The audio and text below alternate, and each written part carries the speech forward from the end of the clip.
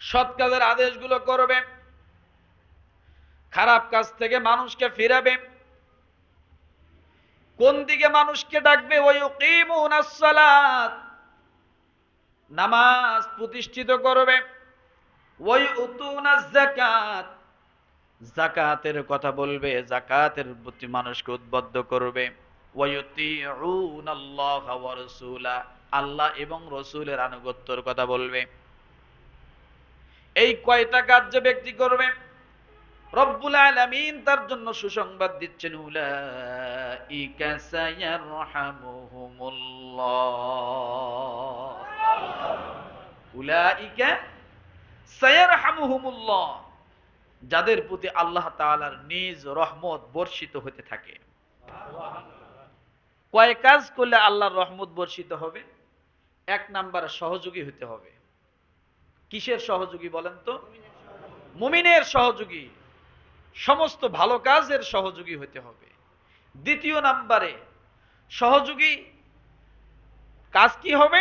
সহযোগীর কাজ হলো মানুষকে ভালোর দিকে মানুষকে ডাকবে, খারাপের দিকে থেকে মানুষকে ফিরাবে। বুঝেন নাই? তাহলে সৎ কাজের আদেশ, অসৎ কাজের নিষেধ। এরপর ওয়ায়ুকিমুনাস সালাত, নামাজ প্রতিষ্ঠিত করবে। ওয়ায়ুতুনাজ যাকাত, যাকাত প্রতিষ্ঠিত করবে। এরপরে বলা হয়েছে ওয়ায়ুতিউনাল্লাহা ওয়া রাসূলা, আল্লাহ এবং রাসূলের কি করবে? আনুগত্য করবে। অর্থাৎ দ্বীন এবং সুন্নাহ, কোরআন এবং হাদিস অনুযায়ী জীবন চালাবে। উলাইকা সায়ারহামুহুমুল্লাহ, আল্লাহ বলেন ওই সমস্ত মানুষগুলোর প্রতি আল্লাহ পাকের নিজ রহমত বর্ষণ করেন। সেটা হলো বর্তমান বাংলাদেশের পরিস্থিতিতে, বর্তমান সময়ে আজ দুই এক দিনের আগ পিছে আমাদের টঙ্গীর ময়দানে একটা অনাকাঙ্ক্ষিত ঘটনা ঘটে গেছে। জানেন কি আপনারা সকলে? অনাকাঙ্ক্ষিত ঘটনা ঘটে গেছে। প্রায় ৩-৪ জন ভাই শহীদ হয়েছেন, কিছু সংখ্যক ভাই আহত হয়েছেন, এখনো অনেক মানুষ হাসপাতালে আছে। ঠিক সেম একই ঘটনা আরো একবার ঘটেছিল ১৭ সালে সম্ভবত। সে সময়ও এরকম একটা ঘটনা ঘটেছিল। এই বাহিনী সেই সময়, আজকে যারা মার খেয়েছে তারা ওই সময়ও মার খেয়েছিল, সে সময় আহত নিহত হয়েছিল অসংখ্য। তার মানে বোঝা গেল যে একদল শুধু মারছে আর একদল শুধু মার খাচ্ছে, নাকি বল? একদল মারে আর একদল মার খায়। তো আসলে কোন দল মার খায় আর কোন দল মারে, এটা আসলে আমাদেরকে বুঝতে হবে। তো এই জন্য আজকে আলোচনার বিষয়টা আমি নিয়ে আসতে চাইছিলাম তাবলীগের প্রকৃত ইতিহাস। বাংলাদেশে তাবলীগ আসলো কিভাবে, কার হাত ধরে আসলো, কেমনে আসলো,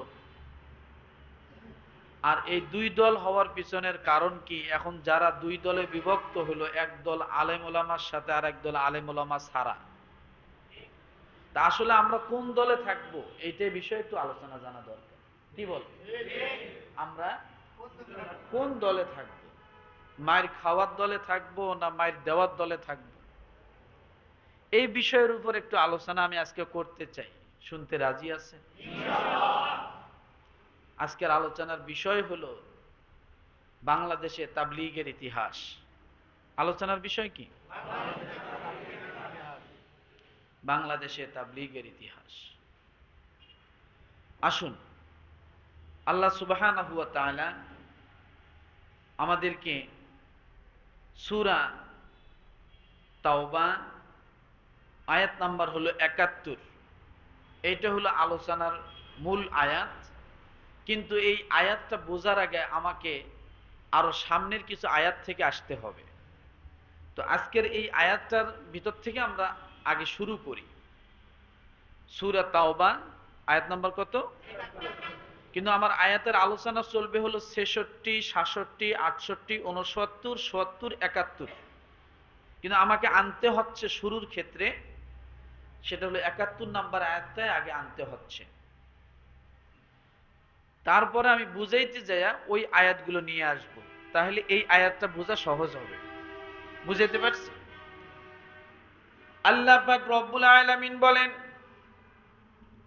ওয়াল মুমিনুনা ওয়াল মুমিনাতু বা'দুহুম আউলিয়াউ বা'দ يأمرون بالمعروف وينهون عن المنكر ويقيمون الصلاة ويؤتون الزكاة ويطيعون الله ورسوله أولئك سيرحمهم الله إن الله عزيز حكيم। খুব একটা জোরে বলতে পারবো না, কারণ এমনি আজকে বেশ 10-12 দিন হয় রাত্রে ঘুম নাই। কি নাই? ঘুম নাই। পুরা সপ্তাহটা আলহামদুলিল্লাহ আপনাদের দোয়া প্রোগ্রাম একটানা চলে আসছে। রাত্রে জাগনা, প্রতি রাত্রে রাত 12টা-1টা পর্যন্ত চিল্লা চিল্লি 2.5-3 ঘন্টার নিচে ছাড়ে না। এই জন্য ধীরে ধীরে বলি, আস্তে আস্তে শোনেন। রাজি আছেন নাকি জোরে জোরে বলবো আর জোরে জোরে শুনবেন? ধীরে ধীরে বলি, আস্তে আস্তে শুনবেন। আপনারা আস্তে শুনবেন, আমি ধীরে বলবো। আল্লাহ পাক রব্বুল আলামিন বলেন, মুমিন নর এবং নারী পরস্পরে একে অন্যের জন্য সহযোগী। 1 নাম্বার, মুমিন নারী পুরুষ একজন আরেকজনের জন্য সহযোগী।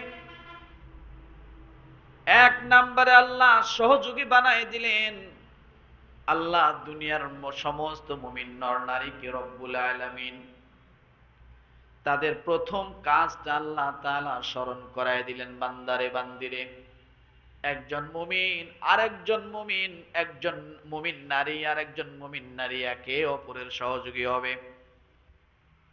তাহলে আমাদের কাজ হলো সহযোগী। একজন মুমিনের কাজ হলো সহযোগিতা করা। এরপরে আল্লাহ বলেন, দ্বিতীয় নাম্বারে তাদের কাজ হলো সৎ কাজের আদেশ করবে, অসৎ কাজ থেকে মানুষকে বাধা দিবে। সৎ কাজের আদেশ করবে, অসৎ কাজ থেকে মানুষকে বাধা দিবে। ওই যে আল্লাহ বললেন একজন মুমিন আরেকজন মুমিনের পরস্পর সহযোগী। আপনি যদি প্রশ্ন করেন আল্লাহ কোন কাজে সহযোগিতা করব, রব্বুল আলামিন তার কাজটা জানায় দিলেন, ইয়ামুরুনা বিল মারুফ ওয়া ইয়ানহাউনা আনিল মুনকার। যখন একজন মুমিন আরেকজন মানুষকে যখন সৎ কাজের আদেশ করতে যাবে, তখন তোমাদের মতো মুমিনদের কাজ হলো তাকে সহযোগিতা করা। কি করা? একজন মুমিন যখন আরেকজন অন্য কারোর কাছে দাওয়াত দিবে, তখন বাকি মুমিনরা কি হাত গোটায় বসে থাকবে না কি করতে বলছে? সহযোগিতা করতে বলছে। ইয়ামুরুনা বিল মারুফ, সৎ কাজে যখন সে আদেশ করে তোমরাও তাকে সহযোগিতা করো। ওয়া ইয়ানহাউনা আনিল মুনকার, যখন সে কাউকে খারাপ কাজ থেকে বাধা প্রদান করে তখন তোমরাও তাকে সহযোগিতা করো, যাতে মানুষকে খারাপ কাজ থেকে বাধা প্রদান করতে পারে। কথা ঠিক কিনা? তাহলে বোঝা গেল সৎ কাজ যে কেউ করুক তাকে সহযোগিতা করতে আল্লাহ তাআলা সর্বপ্রথম আমাদেরকে বললেন। আর যে ব্যক্তি সহযোগিতাকারী হয় আমার আল্লাহ তাআলা তাকে মুমিন বলে সাব্যস্ত করেছে। কি বলে? এই জন্য আমরা সূরা ইয়াসিন যদি দেখি তাহলে দেখতে পারবো ওই জায়গায় এমন এক এলাকার মাঝে 2 জন নবী ওই এলাকার মাঝে যায় মানুষকে আল্লাহর পরিচয় করায় দিচ্ছে, তাবলীগ করায় দিতেছে। তাবলীগ করানোর পরে যখন কোনো কাজ হয় না, তখন দূর থেকে একজন মানুষ আসলো, সাধারণ মানুষ, যে এই এলাকার লোকগুলো যখন তার তার নবীদের দাওয়াত নিচ্ছে না, তখন ওই লোকটা এসে এই এলাকার মানুষদেরকে বোঝানো শুরু করলো। তার মানে বোঝা গেল, নবীরা যখন দাওয়াত দিয়েছেন, আল্লাহ নবীদের কেউ একাই ছেড়ে দেননি, সঙ্গে সাধারণ মানুষকে আল্লাহ জুড়ে দিয়েছেন। ও দুনিয়ার মানুষ, তোমরা শুনে রাখো, ওই মানুষটা যদি নবীওয়ালা কাজ নবীরাই শুধু করবে না, সাধারণ মানুষের উপরে দায়িত্ব পড়ে যায়। ওয়াজা মিন আকসাল মাদিনাতি রাজুলুন ইয়াসআ ক্বালা ইয়া কওমি ইত্তাবিউল মুরসালিন। আছে না? আছে না? পড়েন। জানেন কি কোন সূরা? সূরা ইয়াসিন। ওয়াজাআ মিন আকসাল মাদিনাতি রাজুলুন ইয়াসআ। দূর থেকে একটা গ্রাম্য মানুষ এই নবীদেরকে সহযোগিতা করার জন্য আসলো। ক্বালা ইয়া কওমি ইত্তাবিউল মুরসালিন। সে বলল, হে গ্রামের মানুষ, হে কওমরা, তোমরা এই রসুলদের কথাগুলোকে মেনে নাও। কি করে নাও? মেনে নাও। তাহলে আল্লাহ তাকে সহযোগী হিসেবে পাঠায় দিলেন। যখন তাদেরকে এইভাবে দাওয়াত দেওয়া শুরু করলো, ওই কওমের লোকগুলো রাগান্বিত হয়ে গেলেন, ক্ষোভে ফেটে গেলেন। এরপরে বলল, আমরা তোমাকে হত্যা করব তুমি যদি এই কাজ থেকে ফিরে না থাকো, এই কাজ থেকে যদি তুমি বারণ না থাকো, তাহলে তোমাকে হত্যা করা হবে। এরপরে কি বলল? ইত্তাবিউ মান লা ইয়াসআলুকুম আজরান ওয়া হুম মুহতাদুন। বলা হলো, তোমরা যদি মেনে নাও তাহলে তোমাদের জন্য অবশ্যই হেদায়েত রয়েছে। কথা ঠিক কিনা? ওয়া মা লিয়া লা আ'বুদুল্লাযী ফাতারনি ওয়া ইলাইহি তুরজাউন আত্তাখিযু মিন দুনিহি আলিহাতান ইয়ুরিদিনির রহমান বিদুররিন লা তুগনি আন্নি শাফাআতুহুম শাইআন ওয়া লা ইউনকিযুন ইন্নী ইযাল লাফী যালালিম মুবিন। এইভাবে তাদেরকে দাওয়াত দেওয়া শুরু করলো, কিন্তু তারা কোনো দাওয়াত কানেই নিল না, ভ্রক্ষেপ করলো না, তাকে হত্যা করা হলো। আল্লাহ কি বললেন? ওই সহযোগীকে তারা যে হত্যা করলো, আল্লাহ দুনিয়াবাসীদেরকে ডাক দিয়ে বলেন, ও দুনিয়ার মানুষেরা, তোমরা শোনো, যারা সৎ কাজে সহযোগিতা করে, যারা সৎ কাজে সহযোগিতা করে, ভালো কাজে সহযোগিতা করে, আল্লাহ বলেন, কিলা দুখুলিল জান্নাহ ক্বালা ইয়া লাইতা কওমি ইয়ালামুন। আরো জোরে, আরো জোরে। আছে না সূরা ইয়াসিনে? কিলা দুখুলিল জান্নাহ ক্বালা ইয়া লাইতা কওমি ইয়ালামুন। তারা যদি জানতো এই ব্যক্তির অবস্থান স্থান কোথায় হলো, তারা কোনোদিনই কাজ করত না। তাহলে বোঝা গেল, যে কোনো ভালো কাজে সহযোগিতা করা, ওই সহযোগিতা করা মানে জান্নাতের অধিকারী হওয়া। কি হওয়া বলেন? আবার আপনি যদি খারাপ কোনো কাজে কাউকে সহযোগিতা করেন, ওই খারাপ কাজটা দুনিয়ার জমিনে যতদিন চলবে, যতদিন পর্যন্ত এই খারাপ কাজটা বিস্তার লাভ করবে, ততদিন পর্যন্ত আপনি জাহান্নামের খড়ি হয়ে থাকবেন। আপনি কবরে যাবেন খারাপ কাজ উদ্বোধন করার পরে, কবরে আপনার জন্য গুনাহ বোঝা বইতেই থাকবে, আপনার নামে গুনাহ জমা হতেই থাকবে। ভালো কাজ করে দুনিয়া থেকে গেলে যেমন সওয়াব কিয়ামত পর্যন্ত জারি থাকে, খারাপ কাজ করে গেলেও ওই রকম গুনাহ কিয়ামত পর্যন্ত জারি থাকে। তাহলে এবার সিদ্ধান্ত নিতে হবে, আমি ভালো কাজ করব না খারাপ কাজ করব, কথা ঠিক কিনা? এটা সিদ্ধান্ত নেওয়া দরকার। ও মুসলমান, এই তাবলীগের কাজটা হলো ভালো কাজ।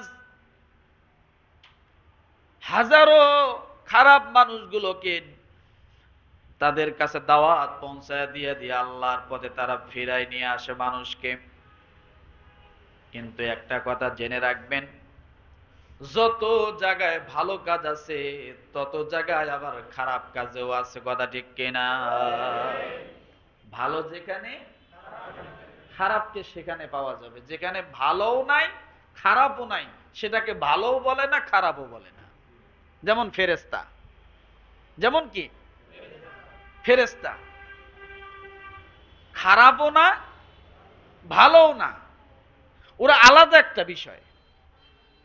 ওনাদেরকে আপনি ভালো পথে মানে ভালো নির্ণয় করবেন, অটোমেটিক পরবর্তীতে আরেকটা চলে আসবে খারাপটা।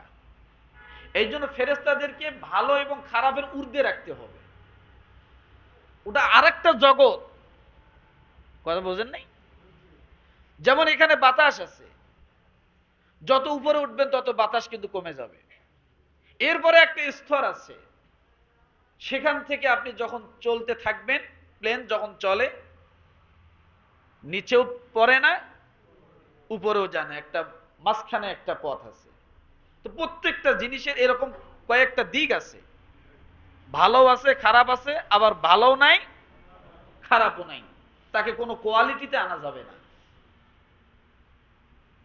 কেমন এটা আল্লাহই ভালো জানে। অনেক কিছু বিষয় আছে, যেমন বাতাস আছে, বোঝা যায়, অনুভব হয়, কিন্তু দেখা। এখন কেউ যদি বলে বাতাসের রং কেমন, বলেন তো বাতাসের রং কেমন? আছে কোনো রং? কোনো রং আছে না। ওকে কোনো রঙের ভিতরে আনা যাবে না, রঙের বাহিরে, কালারের বাহিরে রাখতে হবে। ও মুসলমান, এই জন্য রব্বুল আলামিন বলেন, ইয়ামুরুনা বিল মা'রুফি ওয়া ইয়ানহাউনা আনিল মুনকারি ওয়া ইউকিমুনাস সালাতা ওয়া ইউতুনাজ যাকাতা ওয়া ইউতিউনাল্লাহা ওয়া রাসূলাহ। সৎ কাজের আদেশগুলো করবে, খারাপ কাজ থেকে মানুষকে ফিরাবে। কোন দিকে মানুষকে ডাকবে? ওয়ায়ুকিমুনাস সালাত, নামাজ প্রতিষ্ঠিত করবে। ওয়ায়ুতুনাজ যাকাত, যাকাতের কথা বলবে, যাকাতের প্রতি মানুষকে উদ্বুদ্ধ করবে।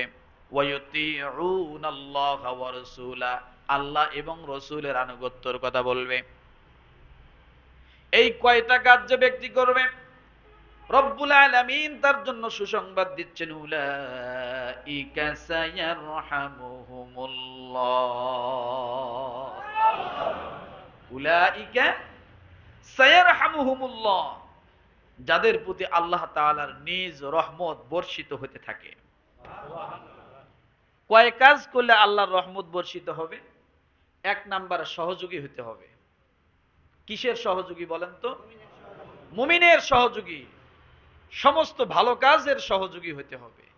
দ্বিতীয় নাম্বারে সহযোগী কাজ কি হবে? সহযোগীর কাজ হলো মানুষকে ভালোর দিকে মানুষকে ডাকবে, খারাপের দিকে থেকে মানুষকে ফিরাবে। বুঝেন নাই? তাহলে সৎ কাজের আদেশ, অসৎ কাজের নিষেধ। এরপর ওয়ায়ুকিমুনাস সালাত, নামাজ প্রতিষ্ঠিত করবে। ওয়ায়ুতুনাজ যাকাত, যাকাত প্রতিষ্ঠিত করবে। এরপরে বলা হয়েছে ওয়ায়ুতিউনাল্লাহা ওয়া রাসূলা, আল্লাহ এবং রাসূলের কি করবে? আনুগত্য করবে। অর্থাৎ দ্বীন এবং সুন্নাহ, কোরআন এবং হাদিস অনুযায়ী জীবন চালাবে। উলাইকা সায়ারহামুহুমুল্লাহ, আল্লাহ বলেন ওই সমস্ত মানুষগুলোর প্রতি আল্লাহ পাকের নিজ রহমত বর্ষণ করেন।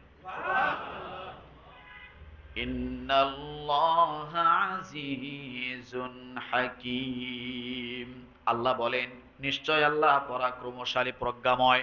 আল্লাহ যা পারেন আল্লাহ তাআলা তার মতো আর কেউ পারে না। আল্লাহ যা পারেন আর কেউ নাই তার মতো। আমরা যতই মতো লাগাই না কেন তার মতো নেই। আছে নাকি? ও মুসলমান, এই জন্য রব্বুল আলামিন মুমিনদের কথাগুলো এই জন্য বললেন। আমি কেন এই কথা বললাম? ইয়ামুরুনা বিল মারুফ ওয়া ইয়ানহাউনা আনিল মুনকার। এই জন্য বললাম, তাবলীগ জামাতের একটা কাজ হলো সৎ কাজের আদেশ করা, অসৎ কাজ থেকে মানুষকে ফিরানো। কিন্তু আজকে এমন একটা পরিস্থিতি হয়ে গেছে, এই তাবলীগ জামাতের মধ্যে দুইটা দলে ভাগ হয়ে গেছে। হয়েছে না?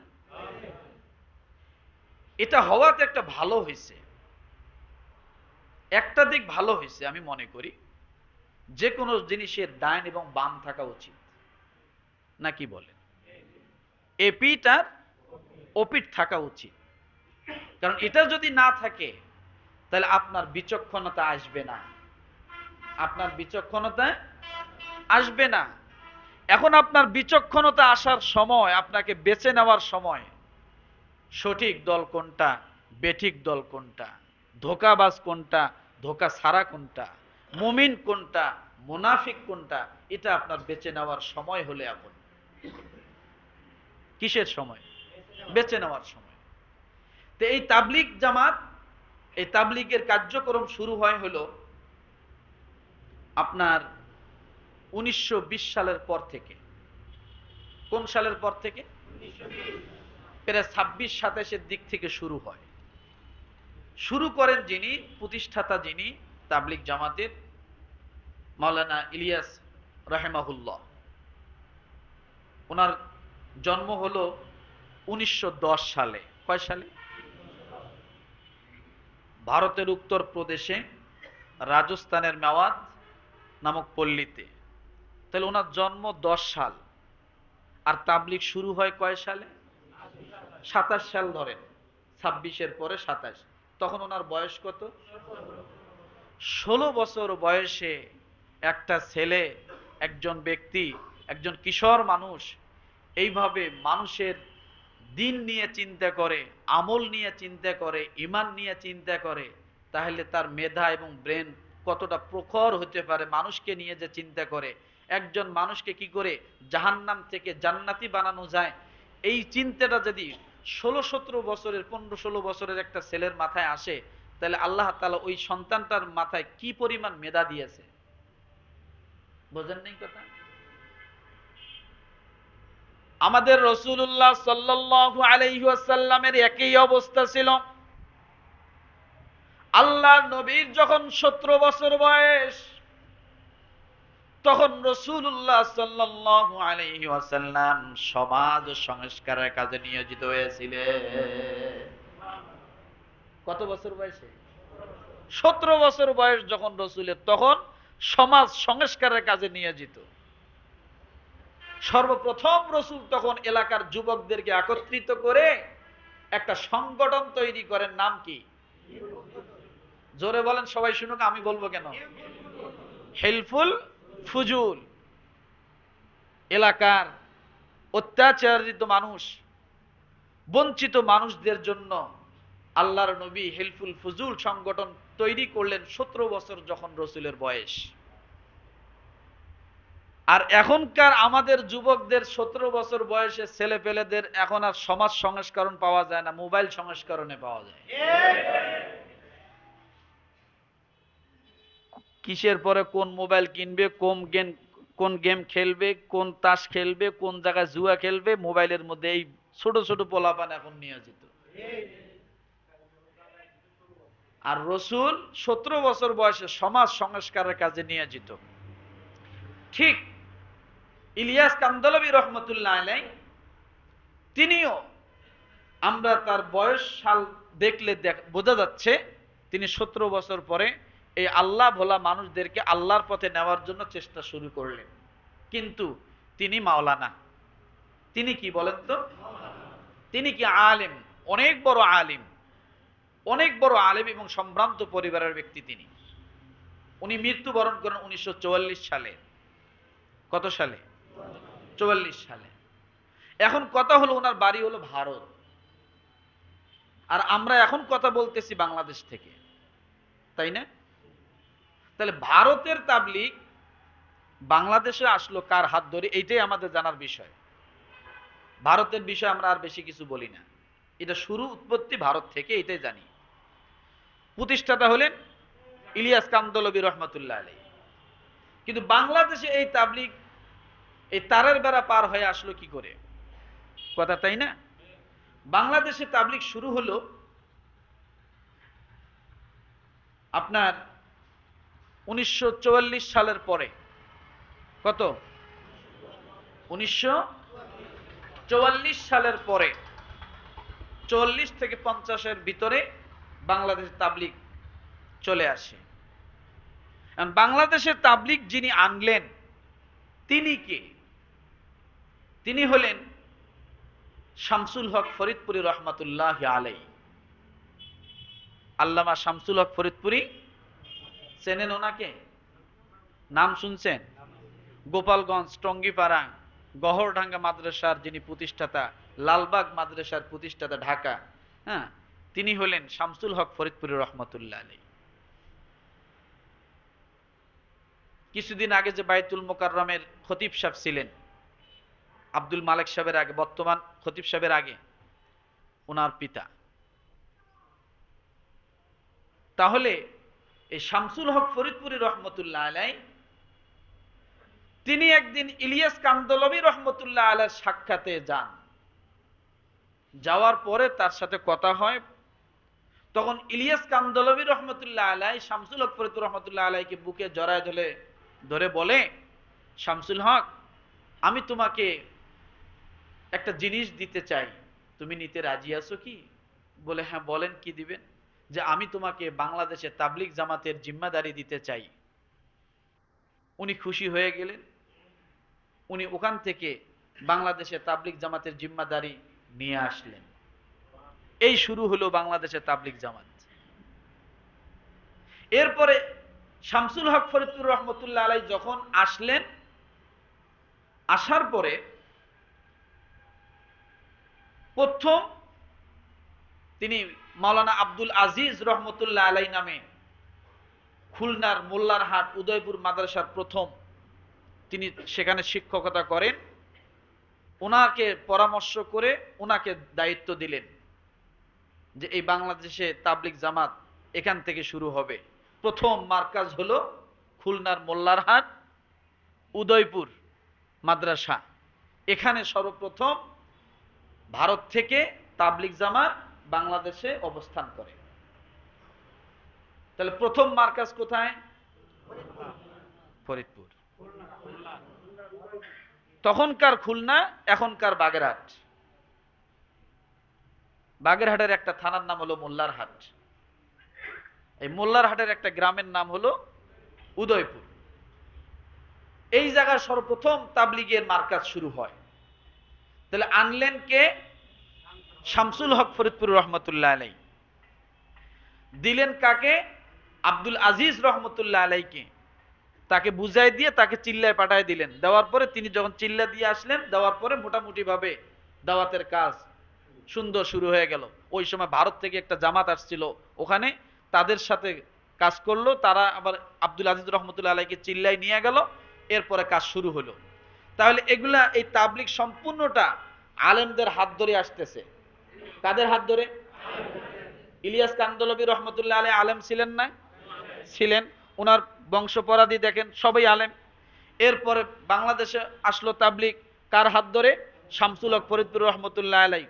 অনেক বড় একজন বুজুর্গ ব্যক্তি ছিলেন, মুহাদ্দিস ছিলেন, আলেম ছিলেন। ওনার মতো আলেম ওই সময় বাংলাদেশে কেউ ছিল না। দেওবন্দ থেকে যখন উনি চলে আসে, তখন দেওবন্দের মুরব্বীরা বলেছিল বাংলার একজন বাঘ পাঠাচ্ছি। এবং আধ্যাত্মিক জগতে একজন ব্যক্তিত্ব ছিলেন তিনি। আজকে আওয়ামী লীগের ভাইয়েরা যে এই যে কালা কোটি পরে না, এই কোটির জন্মদাতা যিনি, তিনি হলেন শামসুল হক ফরিদপুর রহমতুল্লাহ আলাইহি। তিনি দিয়েছিলেন শেখ মুজিবুর রহমান সাহেবকে একটা কোটি। দেখা করতে গেছে, ওনার গায়ে একটা কোটি ছিল, কোটিটা খুলে শেখ মুজিবুর রহমান সাহেবের গায়ে পরায় দিয়েছেন। এই কোটি আসলো। আর এখন পাতি নেতা, খেতা নেতা, অমুক নেতা, সব নেতা এখন এইটাকে আওয়ামী লীগের কোটি বানাইছে। এটা আসলো কোথার থেকে? শামসুল হক ফরিদুর রহমতুল্লাহ আলাইহি দিয়েছিলেন। পাশাপাশি বাড়ি তো, রাস্তার এপার ওপারে বাড়ি, পাশাপাশি কাছাকাছি বাড়ি। তো আমার ভাইরা, এই উলামায়ে কেরামের হাত ধরে তাবলিগ জামাত কি বাংলাদেশে ঢুকলো। ১ নাম্বার মার্কাজ কোথায়? বাগেরহাটের মোল্লারহাট উদয়পুর গ্রামে। ২য় নম্বরে মার্কাজটাকে আরেকটু প্রসারিত করার জন্য নিয়ে যাওয়া হলো খুলনার তেরোখাদা থানার বামনডাঙ্গায়, ওখানে মার্কাজটা স্থানান্তর করা হলো। এরপর ওখান থেকে চিন্তা করা হলো যে এখন গ্রামে আর তাবলিগ রাখা যাবে না, যে পরিমাণ প্রসারিত হচ্ছে, মানুষ আসতেছে, এখন এই তাবলিগকে শহর দিকে নিয়ে যেতে হবে। তখন তেরোখাদা থেকে তাবলিগকে নিয়ে যাওয়া হলো খুলনা শহরের হেলাতলা তালাবওয়ালি মসজিদের মার্কাজে। ওখান থেকে চিন্তা করা হলো আর এটাকে খুলনায় রাখা যাবে না, এটাকে এখন ঢাকার প্রাণ কেন্দ্রে নিয়ে যাওয়া লাগবে।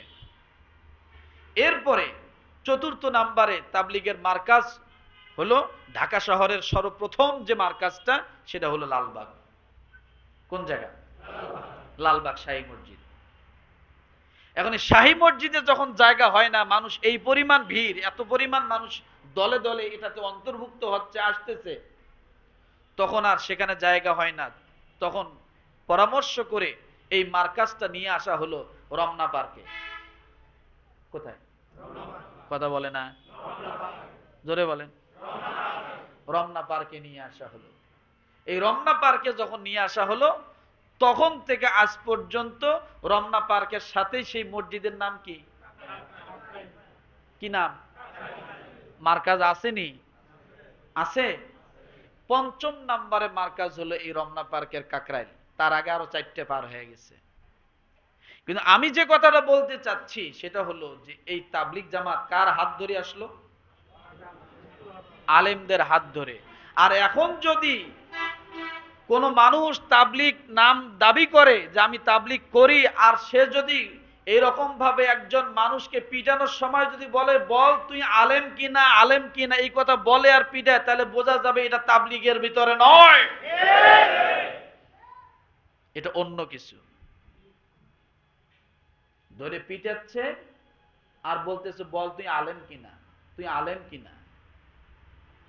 চিন্তা করা যায়, তার মানে আলেম হলে পিটাও, আলেম হলে পিটাও। এই জন্য বলি মুসলমান, আমাদেরকে একটু সচেতন হতে হবে। 4টে মানুষের প্রাণ গেল, অসংখ্য মানুষ হাসপাতালে কাতরাচ্ছে, কথা ঠিক না? তা আজকে 2 দলে ভাগ হলো কেন? তুই আলেম কিনা, তুই আলেম কিনা, এই কথা বলে পিটাচ্ছে কেন? এটার একটা কারণ দেখেন। এটার একটা কারণ হলো, এই ইলিয়াস কান্দলবী রহমতুল্লাহ আলাইহি, ওনার ছেলের ঘরের নাতি, নাম হলো মাওলানা সাদ সাহেব। কি নাম বলেন? সাদ সাহেব। শোনেন, একটা কথা বলি, ভালো করে খেয়াল করেন। হাজী সাহেবের ছেলে যে হাজী হবে এমন কোনো কথা না। পীর সাহেবের ছেলে যে পীর হবে এমন কোনো কথা না। আমরা অসংখ্য দেখি নূহ নবীর ছেলে হয়ে জাহান্নামের একেবারে নিকৃষ্ট প্রাণীতে পরিণত হয়েছে। কার ছেলে? নূহ নবীর ছেলে। একজন নবীর স্ত্রী হয়ে জাহান্নামের কীট হয়েছে, আবার একজন কাফেরের স্ত্রী হয়ে জান্নাতে আল্লাহর নিকটে তার ঘর হয়েছে। আসিয়া তার স্বামীকে ফেরাউন না? তাহলে এইটাই বোঝা গেল যে স্বামী নবী হলে স্ত্রী যে একেবারে অনেক কিছু হবে তা কিন্তু না। লূত আলাইহিস সালাম কি ছিলেন? নবী। তার স্ত্রী কি? জাহান্নামের কীট। নূহ আলাইহিস সালাম কি ছিলেন? নবী। তার স্ত্রী কি? জাহান্নামী। কি এরকম আছে। আপনি এইভাবে যদি আপনি বোঝেন, তাহলে আমরা অনেক সময় কিন্তু বলি, দেখো হুজুরের ছেলে এই করছে সেই করছে, হুজুরের মেয়ে এই করছে সেই করছে, হুজুরের বউ এই করছে সেই করছে। আসলে এই কথাগুলো বলার কি কোনো সুযোগ আছে? কারণ হুজুর হলেই যে তার বউ ফেরেস্তা হবে তা না, হুজুর হলেই তার ছেলে মেয়ে ফেরেস্তা হবে তা না, পীর হলেই তার ছেলে মেয়ে ফেরেস্তা হবে তা না। নবীদের ঘরে যদি আপনি তাকান, যদি এই দৃশ্য দেখা যায়, হুজুর তো সলিমুদ্দি কে, হুজুর তো বা কোন সিরিয়ালেই পড়বে না। 900 বছর নূহ নবী দাওয়াত দিল, কয়শো বছর? নিজের ঘরের ছেলেকে আয়ত্তে আনতে পারেনি। আর হুজুর বয়স পায় কত? কিন্তু আমরা তো কথায় কথায় আঙ্গুল তুলি। আপনি জানেন এটা কত বড় মারাত্মক গুনাহ? কারণ আল্লাহ তাআলা বলেন, একজনের বিষয়ে আমি অন্য কাউকে আরেকজনের বিষয়ে জিজ্ঞাসা, তিলকা উম্মাতুন কদ খালাত লাহা মা কাসাবাত ওয়া লাকুম মা কাসাবতুম ওয়া লা তুসআলুনা আম্মা কানু ইয়ামালুন। একজনের বিষয়ে আল্লাহ আরেকজনকে জিজ্ঞাসা করবেন না। তবে এখানে একটা কথা আছে, বলবো? বলবো? এটা আমি গভীর রিসার্চ করে বলছি।